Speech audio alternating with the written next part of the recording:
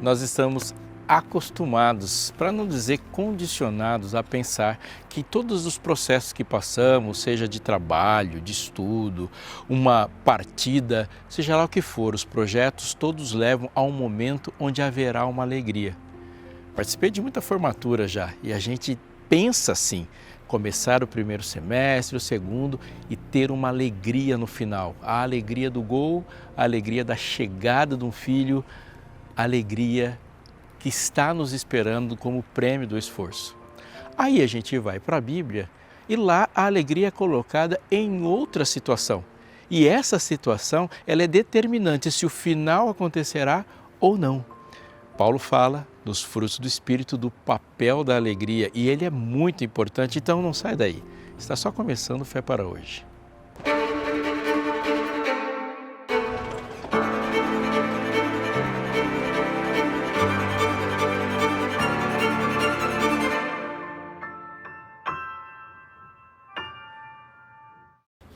E aí, você já pediu sua revista Esperança Novo Tempo, Máquina Humana?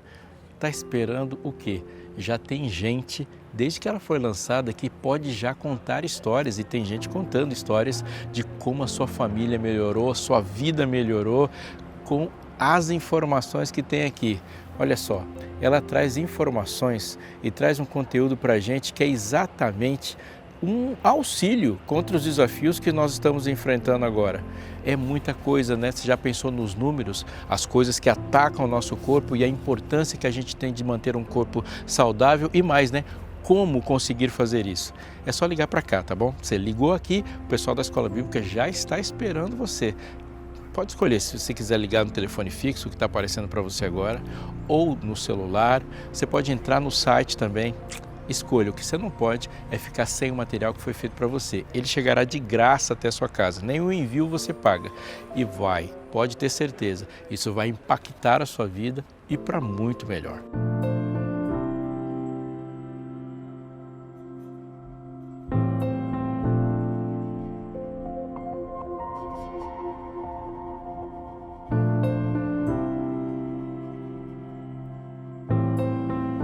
Uma herança cultural que a gente tem que lidar nos dias de hoje é aquela que se construiu na história de que pessoas religiosas, pessoas que têm uma espiritualidade elevada, elas não são pessoas felizes, ou pelo menos não são pessoas que têm demonstrado alegria em todos os lugares. É comum imaginar que dentre todo mundo ali que está perto, o mais sério seja a pessoa religiosa. E se for líder religioso, então não pode sorrir dia nenhum. Essa ideia ela foi construída por muitos séculos porque em algum momento se associou a alegria, o riso a coisas da carne. E depois se pensou que essa seriedade, essa conexão com um outro mundo, com um mundo melhor, ele era uma elevação do espírito. Isso gera uma compreensão muito ruim, inclusive da existência, porque todos os seres humanos em algum momento podem estar pensando onde é que está a felicidade daquilo que eu estou fazendo. Paulo, quando começa a dizer sobre os frutos do Espírito, bem no começo mesmo, ele já coloca alegria. Isso surpreende muitas pessoas, porque, primeiro, a gente espera que a alegria seja algo que se vá alcançar quando Jesus voltar, quando chegarmos no céu, no mundo restaurado. Não é comum pensar numa alegria logo no começo da história. Mas isso é uma negação ao texto bíblico. E ele diz, mas o fruto do Espírito é amor e a próxima palavra já é alegria. Isso nos leva a uma conclusão muito importante. A primeira é de que a alegria que ele está falando não é resultado de dopamina. A alegria que ele está falando não é resultado de um fenômeno ou alguma coisa dessas da vida que buscamos para ter alegria. Não, essa alegria é fruto do Espírito, nasce do Espírito, é produzida pelo Espírito tanto quanto as outras coisas, o amor, a paz, a bondade, a benignidade. Isso significa que se a alegria é fruto do Espírito, ela tem um papel espiritual preponderante. E quando o Espírito toca o coração de alguém e uma pessoa fica cheia do Espírito, se espera que ela fique alegre. Mas é normal você pensar e ver, inclusive Paulo, que enfrentou muitas coisas pela sua alegria e enfrentou muitas coisas na alegria que ele não teve quando foi chicoteado, foi preso, foi traído, foi abandonado. Não se imagina que Jesus esteja no Getsemane, lá na oração que ele está fazendo, aquela luta, naquela batalha, e ele esteja esboçando algum sorriso. O equilíbrio disso é tentar entender, portanto, de onde vem essa alegria e já perceber que não é de uma alegria comum que nós estamos falando.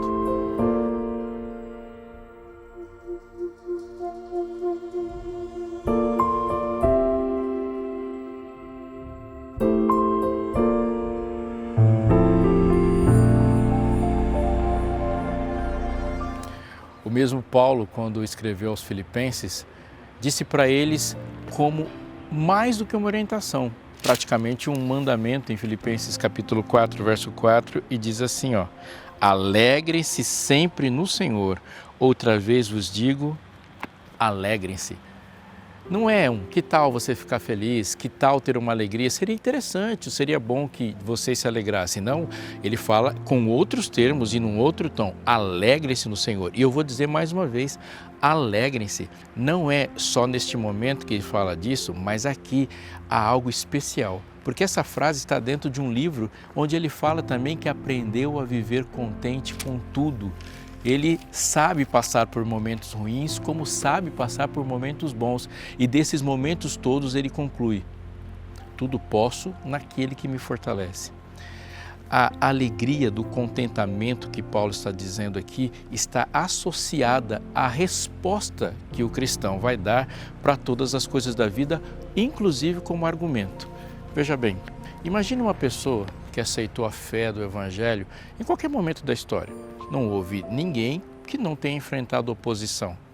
E aí, quando uma pessoa aceita, a gente espera também que algumas coisas que eram buscadas fora da fé, agora deixam de ser buscadas. Vamos transportar para o nosso momento aqui.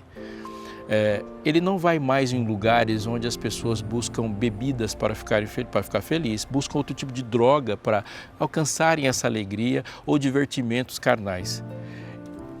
O argumento forte é quando se pergunta para ele, você faz todas essas coisas? E alguém diz, eu não faço. Mas por quê? Eu sou alegre. A alegria é um argumento fortíssimo e ele está dizendo que existe algo no coração que já foi preenchido pela presença de Jesus. Sim, cristãos não estão imunes a ficarem depressivos, por exemplo, eles não estão imunes a viverem a dor da perda, eles não estão imunes a viverem privações, mas há uma relação que ele tem espiritual que gera no coração dele contentamento, ou seja, ele não atribui às coisas normais da vida que as pessoas estão buscando a função de fazer dele uma pessoa contente. Alguém está nesse momento juntando seu dinheiro, trabalhando e querendo comprar um carro para estar contente com este carro. Outros podem fazer isso em relação ao seu apartamento, um emprego bom, um emprego que se sonhou e alcançar isso gerará um certo contentamento. E a gente pode aumentar a lista porque são coisas comuns perto de nós. O que ele está dizendo aqui, aprendi a viver contente com tudo, com a presença e com a ausência das coisas que as pessoas procuram. Ele está dizendo que esse contentamento foi encontrado em Jesus, pelo poder do seu Espírito. E agora a função para as coisas ao redor da vida são outras. Então agora um carro é para andar. Uma roupa é para vestir, o emprego é para servir, porque o contentamento foi colocado sob a responsabilidade de Deus. Alegrem-se, outra vez vos digo, alegrem-se, está associado também ao que ele aconselhou aos Tessalonicenses. No mesmo lugar que ele disse, orai sem cessar, ele também disse, regozijai-vos sempre. O regozijo é tão importante para ele quanto é a oração. Elas não se dissociam. E vamos pensar um pouquinho no porquê disso. Paulo está baseado em argumentos fortíssimos e verdadeiros que eles estão na Bíblia desde o seu começo.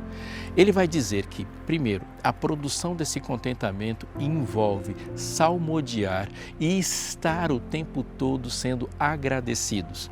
A gratidão para Paulo é muito mais do que uma gentileza. Viver em espírito de gratidão, para ele, é muito mais do que mostrar educação. A gratidão é uma percepção das bênçãos de Deus ao redor de nós em todos os lugares. Paulo é quem diz que todas as coisas juntamente cooperam para o bem daqueles que amam a Deus. Note, ele está dizendo que todas as coisas juntamente cooperam para o bem daqueles que amam a Deus. Ele não está dizendo que todas as coisas estão cooperando, ou qualquer coisa, melhor, qualquer coisa coopera para o bem daqueles que amam a Deus. A perda de alguém querido não é algo que Deus planejou para que os seus filhos estivessem com ele.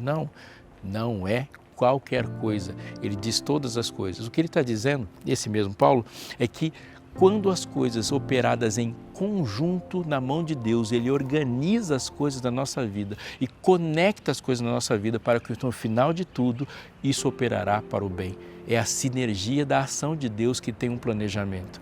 E nesse sentido, o contentamento vai estar ali fazendo um papel muito importante, produzido por uma gratidão.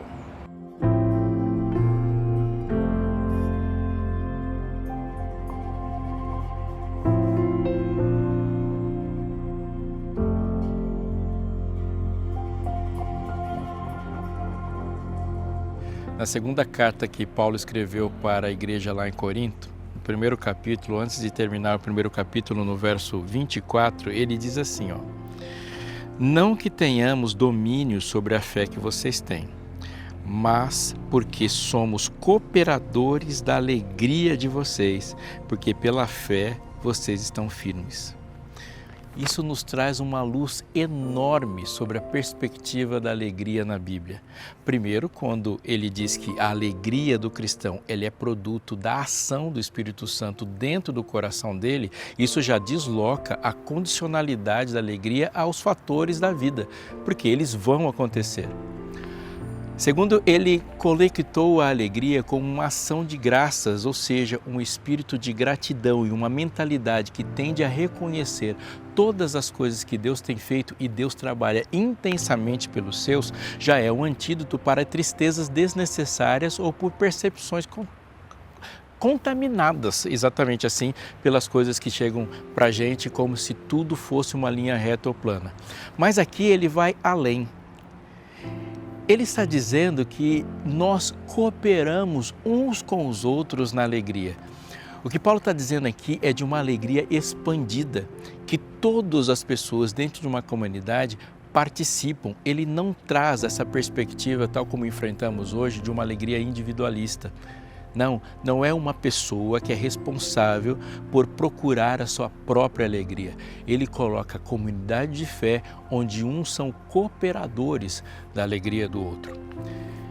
Pensa na profundidade disso, porque pensando na minha vida ou na sua vida isoladamente, teremos eventos contrários, como eu já citei aqui, e eles acontecem um atrás do outro.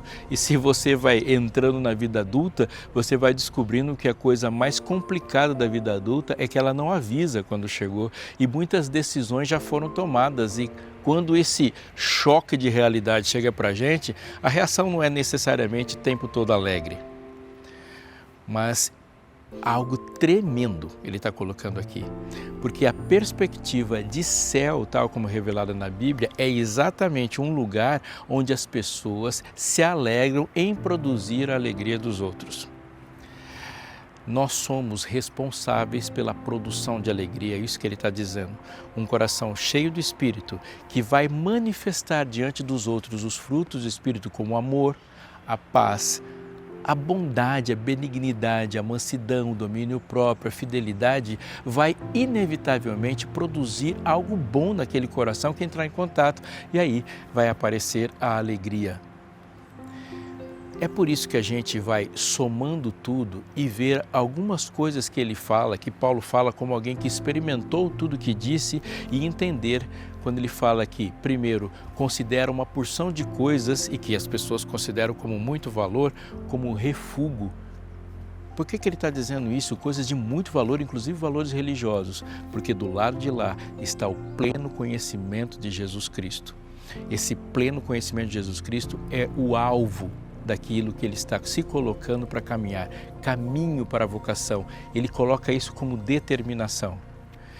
Quando ele associa as intempéries da vida como algo que inevitavelmente vai acontecer conforme nós vamos andando e comprometidos com o Evangelho, a oposição e a perseguição acontecerão. A gente não pode pensar que isso vai ser colocado para a vida de outras pessoas se nós estivermos dedicados com integralidade e profundidade no Evangelho.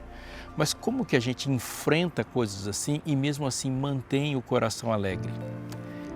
Aqui há o ponto central de todas as coisas, porque ele diz para que a gente se alegre no Senhor.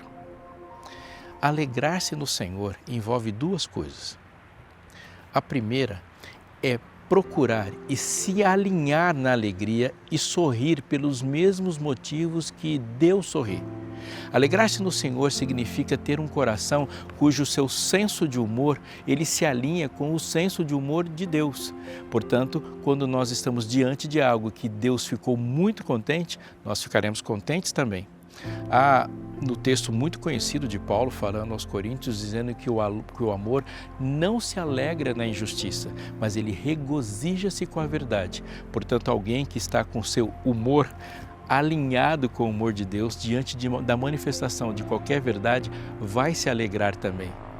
Sim, nós vivemos num mundo cheio de dor e de tristeza, mas vivemos num mundo onde é possível perceber muitas coisas dessa alegria que Deus coloca para a gente quando nós estamos vendo as obras dele.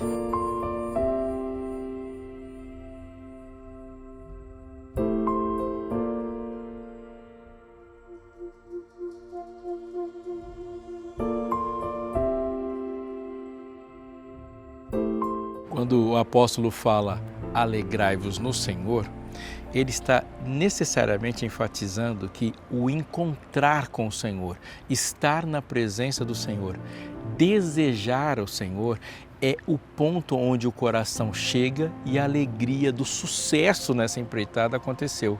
O salmista está pensando dessa forma também. Regozija-se, alegre-se no Senhor e Ele satisfará os desejos do seu coração. Agora para um pouquinho e coloca esse texto do lado de uma bem-aventurança que Jesus falou. Bem-aventurados os que têm fome e sede de justiça, porque eles serão fartos, eles estarão contentes. Essa fartura é porque ele desejou a justiça, manifestada por um desejo interno, como fome e sede. E alguém que deseja a justiça, ou seja, que ele deseja alguma coisa que somente é encontrada em Cristo, nunca ficará decepcionado. Se você desejar muitas coisas nessa vida, a chance de você se decepcionar e alcançar tristeza, mesmo nessa caminhada, é enorme. Podemos não ser bem-sucedidos como nos vendem a alegria como no final de um processo como esse. Você pode começar muitos processos, relacionamentos, trabalho, estudos, qualquer empreitada, abrir um novo negócio e tudo isso pode sim dar errado. Se a alegria, se o sucesso e a alegria juntos forem medidos por essas coisas, a Bíblia nos adverte e nos adverte com veemência, não entra nessa que não vai dar certo. Não que não devemos fazer essas coisas, mas o que não devemos é apostar na alegria que vai surgir como resultado do sucesso nessas coisas. Quando Paulo enfatiza, quando Jesus enfatiza que o desejo pelo Senhor sempre será satisfeito, ele vira completamente a perspectiva de cabeça para baixo. Porque comumente se pensa no Senhor como um agente poderoso que pega na nossa mão e nos conduz para os nossos projetos de felicidade. Não é assim que se ouve orações por aí? Não é assim que se mercadorizou falar com Deus? Você aposta no Senhor e Ele vai fazer sucesso por você. Acredite no Senhor que Ele vai te abençoar, mas esse abençoar é você ser bem-sucedido num plano que você tinha antes dele. Ou seja, o Senhor só se tornou um instrumento poderoso nas minhas mãos para que os meus desejos, que não foi o Senhor que colocou, fossem realizados a partir do poder dele. O que a Bíblia está dizendo da alegria é radicalmente contrário. Ele diz que o sucesso está no Senhor. Olhando para as bem-aventuranças, ela começa com alguém pobre de espírito e que no próximo momento já está chorando. Mas no final há um regozijo que ultrapassa qualquer forma de compreensão natural, porque ele diz assim: alegrai-vos e regozijai, porque é grande o vosso galardão que está no céu, porque assim perseguiram os profetas que vieram antes de vós. Uau! O que Jesus está dizendo é que existe uma tristeza no começo da conversa e uma tristeza por ser quem se é, e essa tristeza levará a uma mansidão e a mansidão vai permitir que o nosso gosto seja transformado, a nossa concepção de sucesso seja transformada e agora se quer o Senhor. O resultado disso é que em meio à perseguição, em meio à calúnia, difamação, ao ódio que se levanta contra qualquer pessoa, a dor de ter o mundo contra si não é suficiente para que essa alegria seja diminuída.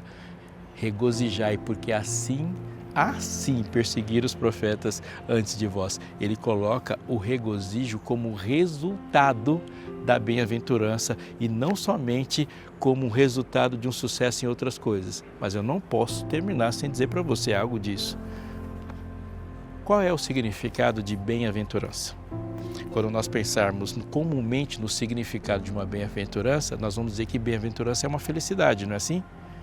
Algumas traduções trazem direto, a tradução da palavra grega makarios, que está lá como bem-aventurança, está assim: bem-aventurado ou felizes os que, e aí se completa a frase para as muitas bem-aventuranças na vida. Mas quando Jesus fala do processo de bem-aventurança, ele fala de um caminho de transformação.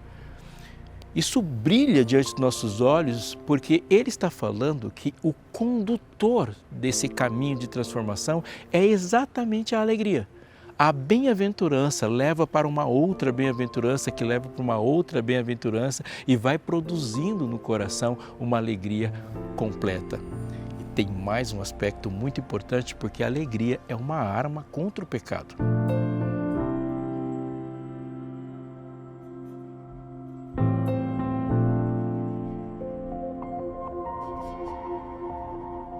Pense um pouco comigo. Existe algum pecado que seja ruim de se cometer? Vou melhorar a pergunta para a gente aprofundar. Existe algum pecado que esteja totalmente dissociado de prazer? Se todos os pecados estivessem totalmente dissociados de prazer, não haveria pecado no mundo. Se mentir, se roubar, se adulterar, ou qualquer gama de pecado não tivesse associado a um senso de recompensa e de contentamento, ele não existiria. Se a gente for pensar, nós ainda temos uma desmoralização, se a gente lê ainda, e devemos continuar fazendo isso, o uso de drogas como algo equivocado, errado, condenável em uma sociedade. Mas existiria consumo de drogas se todas as pessoas que tivessem contato com a droga sentissem dor? A base em que toda tentação se apoia é exatamente uma oferta de prazer. Quando Jesus foi tentado no deserto, Satanás não falou para ele transformar pães em pedras. Ele falou para transformar pedras em pães, para produzir para ele o seu próprio contentamento. No livro de Hebreus, capítulo 11, ao falar de Moisés, o autor de Hebreus vai dizer que Moisés preferiu ser maltratado como povo de Deus, negando-se a ser tratado como filho da filha de Faraó, porque ele quis deixar de lado os prazeres transitórios do pecado. Que frase importante para a gente entender o papel da alegria contra o pecado. Porque há assim um confronto de ofertas para a gente. O prazer imediato e transitório do pecado contra a alegria que vem do Senhor. O prazer transitório do pecado, ele tem que ser necessariamente transitório para que a pessoa continue pecado. A alegria dura muito pouco, sendo ela imediata. Ela não é aquela alegria que constitui a personalidade de alguém, que está vinculada à relação que ele tem de propósito. Muito pelo contrário, é uma sensação que precisa ser repetida e sempre a um custo muito, muito alto. Se a gente voar no tempo e chegar naquele momento onde o pecado começou, nós vamos ver ali um fundamento que a Bíblia vai explicar muito. Lúcifer estava, mesmo na sua mais elevada condição, numa situação de descontentamento. Ele estava descontente em ser um querubim cobridor e pensou que o seu contentamento viria de estar assentado no trono de Deus. Assim que o pecado começa a tomar forma na terra, ele começa com uma estrutura que não vai mudar dessa primeira onde ele pecou. Na conversa que a serpente tem com Eva, Eva é perfeita, vive um contentamento e Satanás artificializa uma necessidade. Quando ele diz assim: você será como Deus, seus olhos serão abertos, vendo a mulher que a árvore é boa e agradável para dar entendimento. Mas se você olhar para a criação, viu Deus que era tudo muito bom. E essa expressão, viu Deus que era bom em todas as partes da criação, obviamente está ligada a ser tudo perfeito, completo, sem estar faltando nada.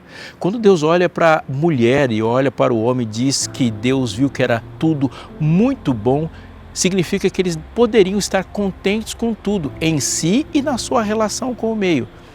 Quando Satanás começa a conversar com Eva, ele vai dizer que os olhos dela precisam ser abertos, ela vai dizer que a necessidade de ser alguém precisa ser suprido, o que ela é não é suficiente. Ao produzir um descontentamento, automaticamente Eva viu no fruto da árvore proibida a razão para o seu contentamento. E imediatamente ela tem um prazer transitório, tanto que oferece ao seu marido e ele também comeu. O prazer foi transitório, a dor dura até hoje. Olhando para a história bíblica, nós vamos ter outros exemplos, voltando para Davi.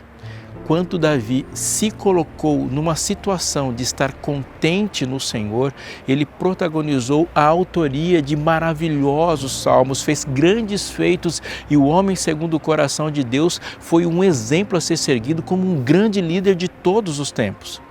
Quando Davi estava descontente no palácio, ele produziu a sua mais retumbante queda.